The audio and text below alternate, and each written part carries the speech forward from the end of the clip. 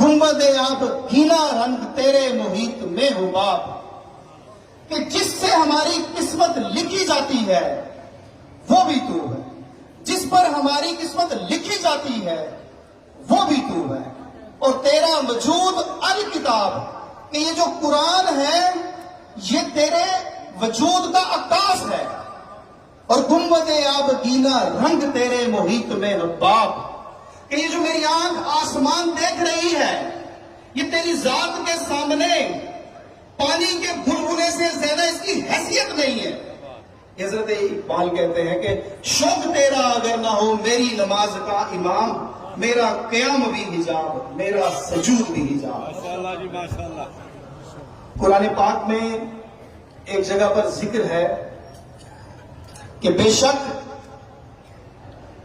اللہ پاک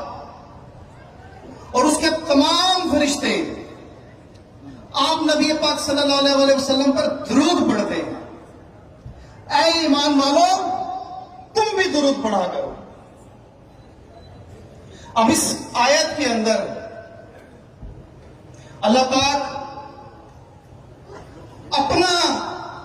اپنی سنت بھی بتا رہے ہیں کہ میں درود پڑھتا ہوں، اور تمام فرشتے آپ نبی پاک صلی اللہ علیہ وسلم پر درود پڑھتے ہیں۔ یہ جو لفظ یہاں پہ تمام استعمال ہوا ہے اس پہ ایک فتویٰ ہے امام بہقی کا، وہ یہ کہتے ہیں کہ اللہ پاک نے اس کائنات میں جتنی جاندار تخلیقات بنائی ہیں اگر ان کی تقسیم کار کی جائے تو اس کے 10 فولڈرز بنتے ہیں۔ ایک فولڈر کے اندر پوری انسانیت،